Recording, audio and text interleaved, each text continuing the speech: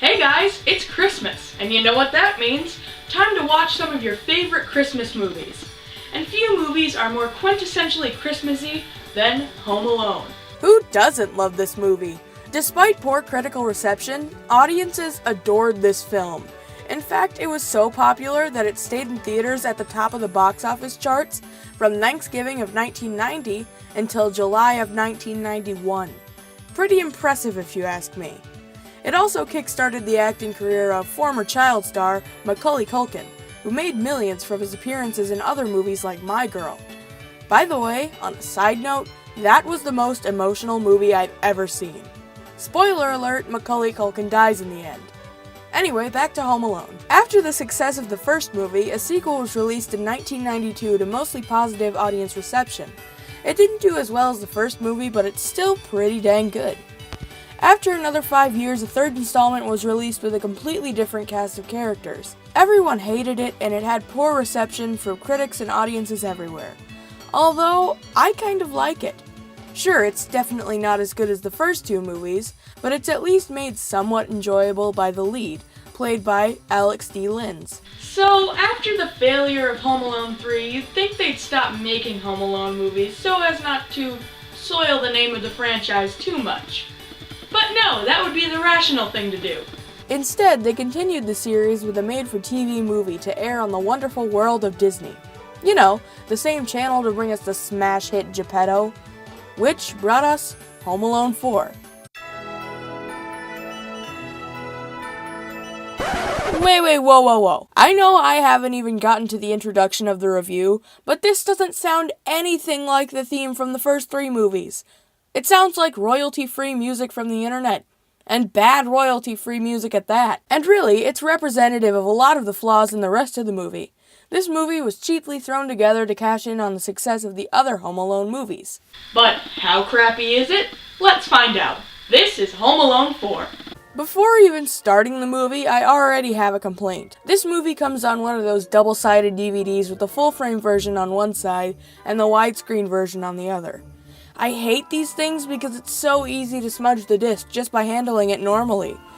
I know it's probably cheaper to produce this way, but if you could just put 2 discs in the case, that'd be great. So after the 5-second title card flies by, we find out that the movie takes place in the Chicago suburbs. Wow, didn't see that one coming. Alright, let's see the new kid. Okay, what's his name? Kevin! Wait, what? I mean, come on! Home Alone 3 can get away with switching actors if they're telling a story about completely different characters. In fact, if Home Alone wanted to be a series about different characters having to fight burglars alone, I'd be totally fine with it. But this movie is trying to go back to the original characters with completely different actors. This isn't Broadway movie. You can't just continue a story without the original actors, especially if none of the actors look like the original ones. He also says that he's 9 years old, which makes no sense. In the first movie, he was 8. In the second movie, which is supposed to take place a year after the first one, he was 10, which already doesn't make sense. And now in this movie, he's 9? Unless this one takes place before Home Alone 2, which is impossible, this can't work. We're also introduced to his siblings, Buzz and Megan. Megan was about 13 in the other movies, so her actress looks well suited to the role age-wise. But why does Buzz look like he's 11?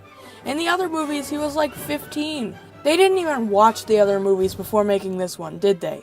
Anyways, it turns out that Kevin's parents are divorced, and the dad has just found another woman. And right when they mention it, you know that they're going to get back together by the end. Do you think that a Christmas movie is going to end with continued divorce? Although, I do kind of wonder why they did get divorced. Oh, it wasn't anyone or any one thing. Then what was it? It's not easy to explain. But sometimes when people are married for a long time, they get into kind of a rut. You know what a rut is? Yeah, like when people aren't having any fun and they're really bored. Kind of like that. Okay, so they got divorced for pretty much no reason. Fine, whatever. The dad offers to let the kids stay at his girlfriend's house, but they all turn him down. The mom has to leave to do a thing, and Buzz asks if he can go to the movies. The mom makes him stay home to watch Kevin, leading Buzz to force Kevin to do all sorts of chores that he was probably supposed to do, being a jerk all the while.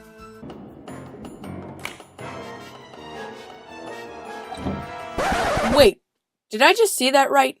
Rewind, please. What is up with these transitions? Was this movie edited together with Windows Movie Maker? I don't even use those transitions in my videos, and I'm a 14-year-old YouTuber. Unless this movie was thrown together in 5 minutes by a bunch of kindergartners, then... Actually, that's a distinct possibility. Kevin tells his mom about all the things that Buzz did, and yet he gets punished for all of this by being sent to his room. If this movie is trying to follow in the footsteps of Home Alone 2, they definitely have the unfair punishments down.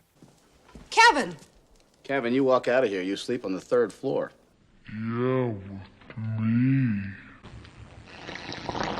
While in his room, Kevin talks to his stuffed animals like a weirdo for a little bit and then decides to run away to his dad's girlfriend's house without telling his mom. In Chicago. At night. How does this kid outsmart the burglars later? Oh, speaking of the burglars, here they are, played by French Stewart and Missy Pyle. Stewart plays, get this, Marv. In the first 2 movies, Harry was the one who wore the beanie.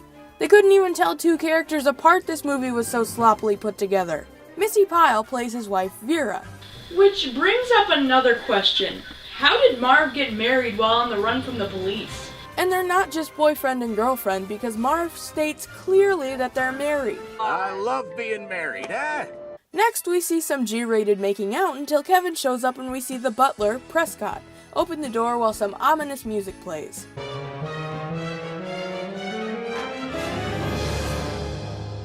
Who are you? I wonder what the movie wants me to think about him. Natalie then gives Kevin a remote control, telling him that her house is a smart house, and is completely voice activated by remotes. 100% accurate voice recognition? In 2002? I don't think so. By the way, they totally stole that idea from a Disney Channel movie. Peter and Natalie then show Kevin to his new room, and Kevin proceeds to throw up all over the room in excitement. We see Kate back at Kevin's house, understandably getting very worried that Kevin is probably dead, when suddenly she gets a call from Peter. Hello? Kate, I want to let you know Kevin just got here. Are they so lazy that they can't even put a filter on the audio to make him sound like he's on the phone? It sounds way too clear. Kevin then wakes up the next morning to this. Breakfast time. Anything special you'd like? That's pretty creepy, being able to see into the bedroom of a small child on demand.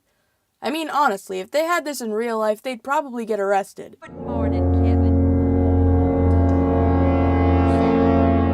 Over here. Breakfast time. Anything special you'd like? Kevin bounces around like he's on drugs and acts way too happy about eating French toast for a bit and then goes downstairs, and Natalie allows him to open a Christmas present.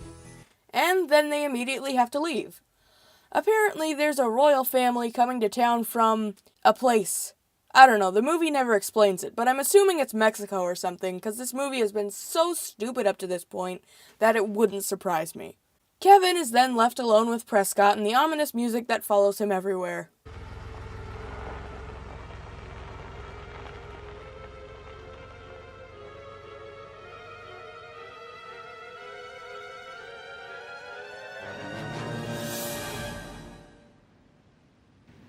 Can you make a milkshake?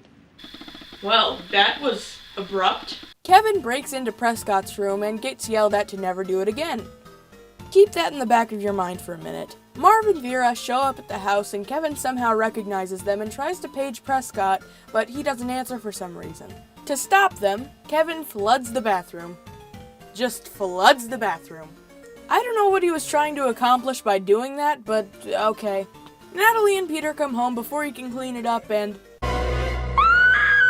Natalie begins hyperventilating and 5 minutes later gets over it and is totally fine. Kevin tries to tell them that burglars broke in, but Prescott says that nothing happened and that Kevin has been screwing around with the house all day. Which he wasn't. But Prescott's a jerk whether or not he's the villain. I mean, I'm still not sure. The movie is being very vague. In an attempt to clear his name, Kevin breaks into Prescott's room. Again. He tries to watch the security tape from that day, but the cameras were apparently turned off at the time of the incident. Kevin explains to Molly that he suspects Prescott to be Marvin Vera's inside man. Molly refutes that claim, and nothing of real importance happens for several minutes until Kevin opens another present, this time being a Spy Gear playset. Those things were the coolest when I was younger, and I honestly don't know why. They were pretty cheap. Kate then shows up at the house to bring Kevin some toys and clean clothes, and some Full House music starts playing while they reminisce about something stupid. It's going to be so wonderful having a house full of children. I'm really looking forward to it. Okay, fine. That was at least kind of funny. A dinner then begins for the royal family where Marvin Vera show up horribly disguised as caterers, and Kevin locks Mr. Prescott in the freezer to get him out of the way. Blah blah blah. Okay, so Kevin stupidly tries to find Marvin Vera with the Spy Gear toys when...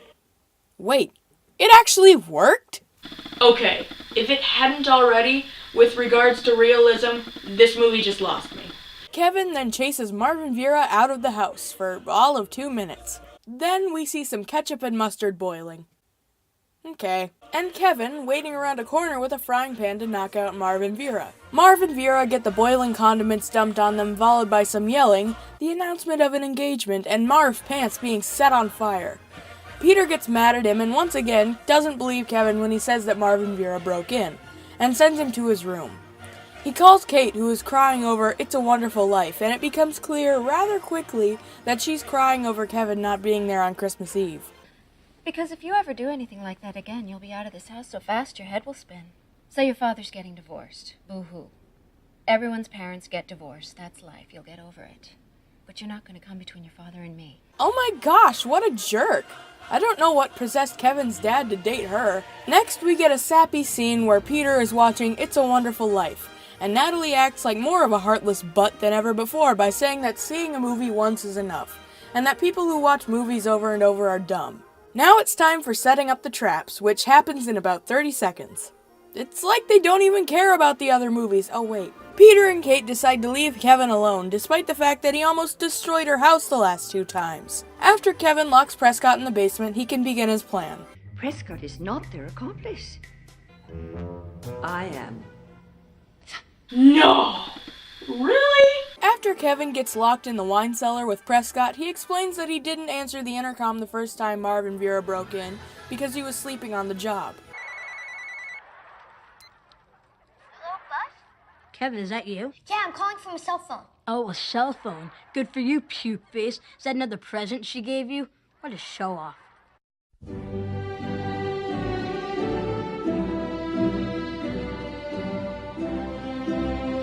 When Kevin goes up in the dumbwaiter, he activates all the traps he set, and just when it looks like Marvin Vera are finally dead, they come to, and then die again, and then come back. I guess the burglars in Home Alone just can't die. After the royal family of blank shows up, everyone quits, gets fired, or breaks up with Natalie, and even the royal family stay at Kevin's house instead of Natalie's. And with that, the movie's over. Finally. Well, that's Home Alone 4, and after watching it, I just felt kind of sad. Because they also made a 5th installment that was pretty crap, and it tells me that Home Alone has kind of turned into a cash cow instead of a good franchise. But we can always look back on the old movies for our Home Alone fix. And maybe, just maybe, the video games. But that's another Christmas special.